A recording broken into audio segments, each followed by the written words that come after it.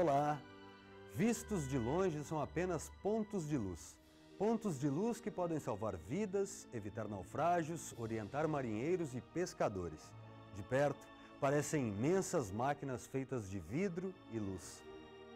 Os mais de 200 quilômetros da maior praia do mundo, no extremo sul do Brasil, são pontuados por 4 faróis que guiam os navegantes num mar violento com centenas de naufrágios.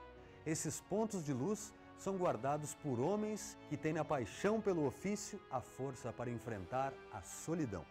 O primeiro faroleiro da região fez de sua família uma dinastia de guardiões da costa sul do Brasil e seu bisneto tem orgulho dessa origem. Tenho certeza que você vai querer conhecer essas histórias dos faroleiros que tomam conta de um dos litorais mais desertos do mundo. É depois do intervalo. Até já!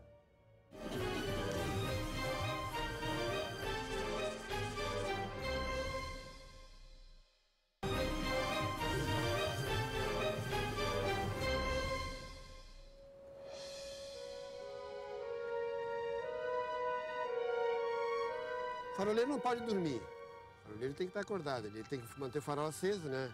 Todo faroleiro que se preza tem uma foto. Olha, na minha casa, o tapete para entrar é um farol de boas-vindas, né? Todo faroleiro que se preza é um bobão, é um amante do farol.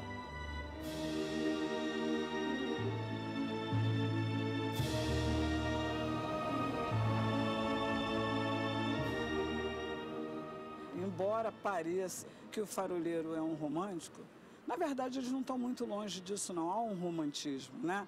E Deus permita que esse romantismo perdure. E eu decidi que cursaria telegrafia, que o telegrafista era o único militar que lotava nos faróis, né, na época. E eu queria ser faroleiro, né? Apesar da tecnologia, né? Mas ainda há um romantismo. Eu torço para que isso não acabe. Na verdade, eu me considero um guardião dos faróis.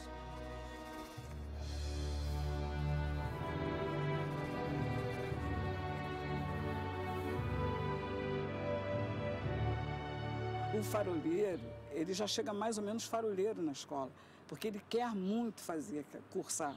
Quando eu cursei, gostei muito e falei assim, é isso aqui que eu quero seguir até o final da minha carreira. O nosso serviço, a sinalização náutica, não existe assim missão boa, não. A pessoa está porque gosta, entendeu? É um dos mais imponentes faróis da Marinha, esse farol aqui. É um dos mais isolados, é o farol do Albardão aqui. No meio do nada. No meio do nada e próximo de coisa nenhuma. Essa que é a paixão, é gostar daquilo que faz e já ir preparado, né, para uma missão árdua, porque não é fácil.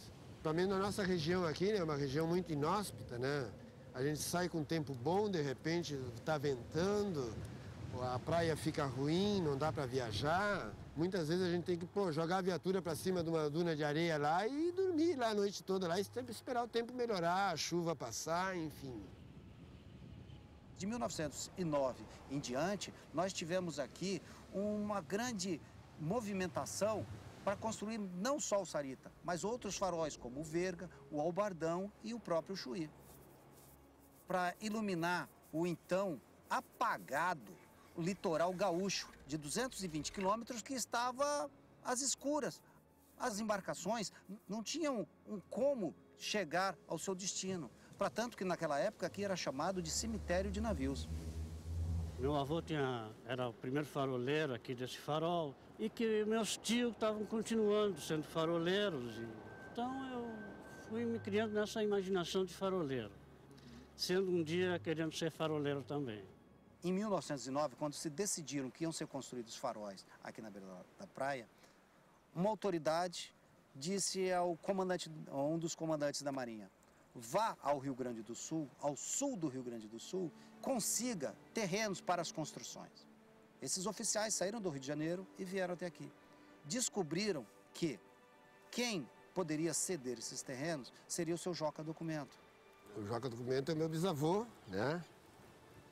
Nós estamos aqui em cima de um terreno que foi dele, né? Foi doado para a União aqui para a construção do primeiro farol, né?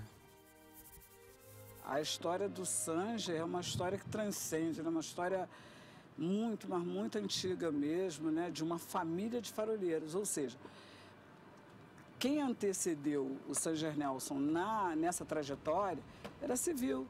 Era da época em que o farol era de pai para filho. Eu fui o último faroleiro civil que se aposentou, né? Já são tudo militar. O faroleiro, ele virava faroleiro desde que nascia, né? Ele já vinha ali ajudando o pai e acabava entrando para a Marinha de uma forma ou de outra. O meu pai me contou o seguinte, tudo era feito de boca, né, com o Joca Documento. Por isso que o apelido dele era Joca Documento, que na época, na ausência de cartórios, então duas pessoas iam fechar um acordo, um negócio, então vamos lá na presença do Joca, que o Joca que vai avalizar, né? Então, não, pode fechar que eu sou testemunha aqui, né? Então... Chegando lá, pediram a ele, a gente gostaria de uma doação de pequenas áreas para que a gente pudesse construir terrenos para os faróis da Marinha. Qual foi a resposta dele? Vamos jantar? Amanhã a gente vê isso. E a minha bisavó disse que não queria fechar, vai dar um terreno para a União, né? Assim, né? Tal. E ela não era muito a favor, não. Mas ele disse, o meu pai disse que ele falou o seguinte, não, eu vou doar assim porque isso daí vai servir para minha descendência. No dia seguinte, ele chegou à seguinte proposta. Afirmativo, eu dou os terrenos com uma condição. Essa condição é que eu seja faroleiro e os meus descendentes também sejam faroleiros. Em 1910 vieram fundar o farol e ele postulou ser faroleiro. E ele chegou e disse para o almirante, não, eu vim postular assim, assim, assim. Mas o que o senhor postula, o que o senhor apresenta? O que o senhor deu para o Brasil? Muito mais que o senhor. Para o almirante, quer dizer, um bronco daqueles ali, não. E o que o senhor deu mais do que eu? O senhor quantos filhos tem? Eram 3 ou 4. Eu dei 14. E ele estava no segundo casamento. Ele teve mais 16 filhos. Mas ele comia muito marisco, né? A base de marisco, ele só comia marisco com chimarrão. A fonte de energia dele era o marisco. Bom, o almirante gostou muito dele e colocou lá e a filharada toda. Então, daí houve uma grande dinastia, seria a palavra correta, de faroleiros.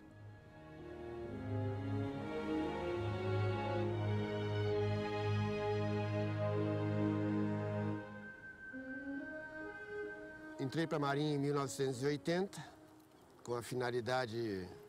Naquela época, a profissão de faroleiro para militar não existia. Faroleiro mesmo, que eles são faroleiros puros. O Sanger nasceu faroleiro. O pai dele nasceu faroleiro. Aí, em 1985, quando faltavam 3 dias para mim me concentrar para o curso de eletricidade, a Marinha pediu marinheiros voluntários para a primeira turma de faroleiro militar, ou seja, estava sendo militarizada a profissão de faroleiro. Então, ele foi o único que chegou e disse, eu quero ser faroleiro.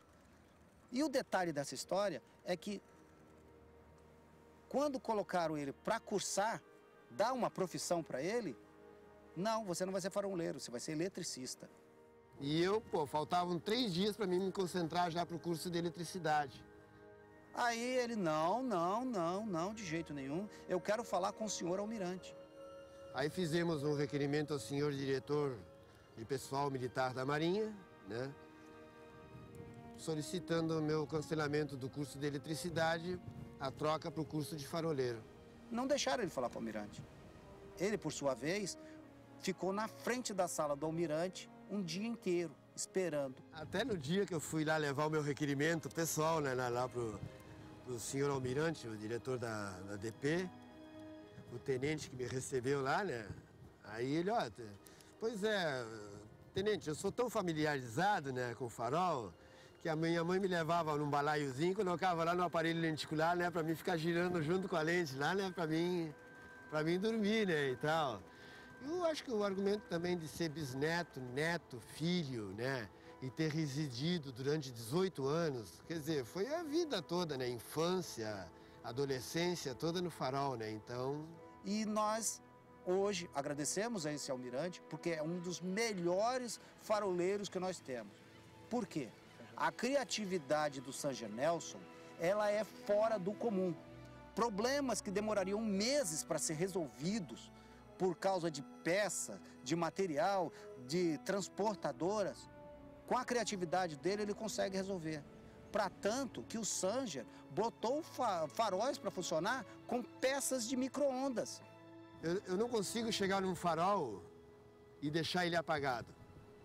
Então tem faróis que a gente, para manter aceso, o cara tem que usar de tudo quanto é artifício, né? Então, por exemplo, em Cidreira, né, numa determinada ocasião, eu cheguei lá e um relé, né, de potência, tem que ser um relé de potência. Aí pronto, eu disse assim, onde eu vou conseguir isso? Quem é que trabalha com isso, né? Vou numa oficina de conserto de micro-ondas aí, né? Funcionou lá há bastante tempo. A dinastia do seu Joca Documento perpetuaria se o Sanger conseguisse colocar mais um filho para ser faroleiro. Porém, a ironia é que ele só teve filhas meninas. Só teve filhas. A Marinha, no momento, não tem mais faroleiras. A minha mãe eu considero uma faroleira, sabe? Porque eu acho que o faroleiro, naquela solidão ali, se não é a presença feminina ali, a presença da mulher também, eu acho que ia ser meio... ia ser difícil, né? Sufocante. E a minha mãe não teve, assim, uma vida... Ela dedicou praticamente a vida para a família, para os filhos e para o marido. E a solidão de alguns faróis, né? Porque o militar, ele sabe que ele vai para um farol, vai passar 2 anos, independente da área inóspita que ele encontra, ele vai passar 2 anos ali. Então a gente preparava as mulheres para saberem da importância do serviço que o marido dela exercia para o Brasil, né? Que é a segurança da navegação. E aproxima mais a gente. E o farol apagou também, elas avisam a gente. Oh, o farol está apagado, faltou energia, coloca o gerador para funcionar, que faltou energia, que às vezes a gente está aqui fora, a gente não vê essa parte. É a vida de uma família faroleira. Era muito bonito ver o depoimento das mulheres, porque quando a gente promovia um encontro, né, e elas usavam sempre uma expressão muito interessante, que elas falavam assim, no farol onde eu servi, quer dizer, elas já tinham um farol, né, tinha uma identidade. De certa forma, a mulher do faroleiro, ela é uma faroleira.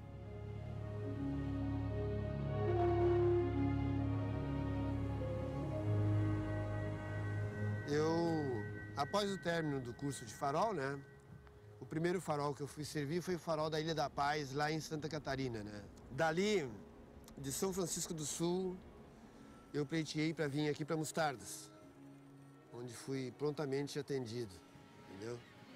Aí vim servir os melhores 4 anos da minha vida, foi esse prêmio que a Marinha me deu, que foi servir junto com meu pai no farol de Mostardas, né.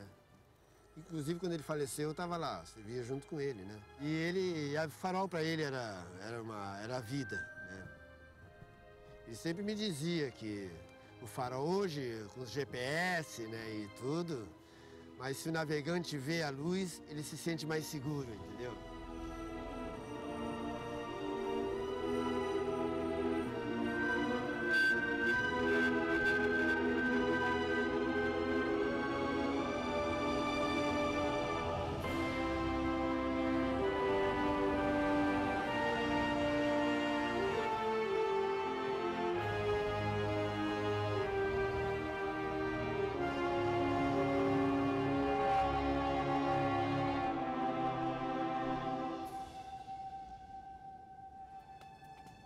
Mas o Ivaldo diz que nesse farol aí mora um fantasma, e à noite esse fantasma sai aí fica subindo e descendo as escadas aí para assombrar as criancinhas. Na verdade foi uma brincadeira que eu fiz aí, principalmente com as minhas crianças, né, que queria subir no farol de noite. Eu digo, olha, você não vai subir no farol de noite porque tem um fantasma lá em cima.